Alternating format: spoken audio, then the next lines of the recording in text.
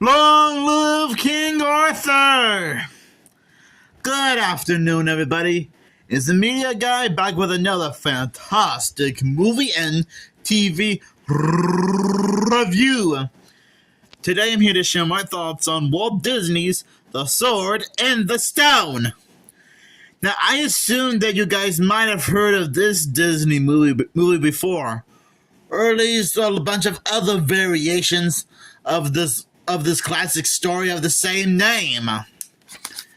But just in case you guys don't know much about this movie,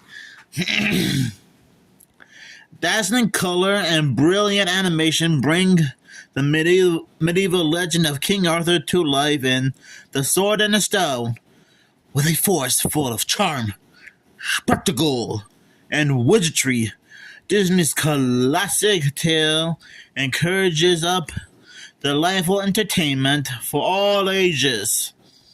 England is in the midst of a dark age and without a proper king. Yikes! Young Ward, an orphan and squire in training, is content with kitchen duties from his foster home until he drops in on the extraordinary wizard Merlin and the article hour Archimedes. Archimedes. I hope I'm saying that right. Through 3 life lessons, Ward learns to set his sights on the heights, armed with the most powerful force on earth: intellect, wisdom, and love. When it comes to contests, when it's time to contest who will be king, Ward must use his newfound knowledge to do what no mighty king has done before. Join in all the magical marvels that make The Sword and the Stone a classic animated film and pure Disney gold. Hey, that's exactly what New York Times said. Pure Disney gold. Sorry about some of the stuttering and how I mispronounced a few words, even though I did try. So I'm not gonna lie, this is actually a nice, harmless animated movie back in the good old days. The animation looks spectacular. I do like how it's a nice take on the classic Sword and the Stone / King Arthur story. This does take place sometime in the 1490s. And I do like the setting of old time England, because this takes place like centuries ago, even before some of us were even born. Which makes me wonder if I had any ancestors who were born in England on either my mom's side of the family or dad's side of the family. It doesn't matter. I do like Arthur, though. He does seem like a cool little kid. He just wants to be someone important, which he does end up becoming, well, King of England later in the movie, when he pulled the sword out of the stone. Oops. Sorry, I guess that was a little bit of a spoiler alert. I also like Merlin the magician in this movie. He's kind of a funny guy. He does all sorts of magical tricks. Like he could make himself invisible. He can make objects float in the air and make them have a mind of his own.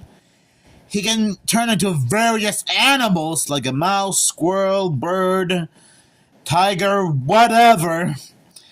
And he can also travel through time, too.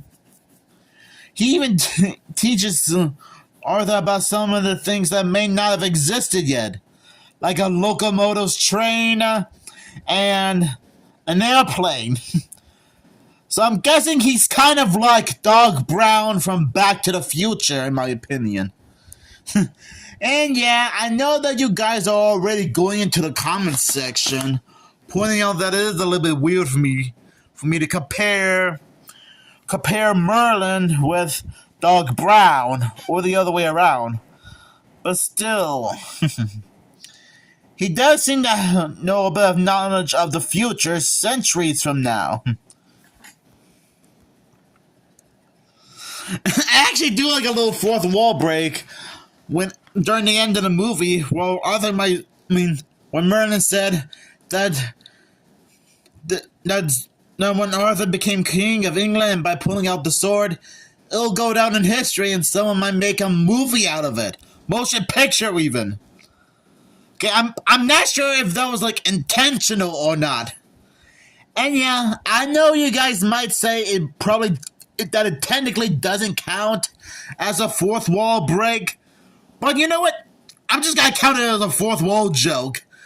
Because it did get a little bit of a laugh out of me.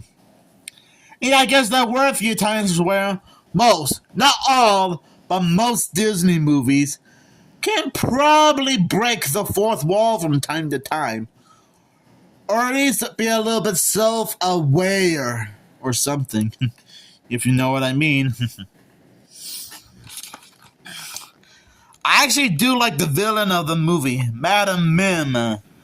She's kind of like an evil witch who was trying to destroy Arthur when he first stumbled across her. And these two, Merlin and Madame Mim, even had a bit of a wizard showdown to see who's better than the other.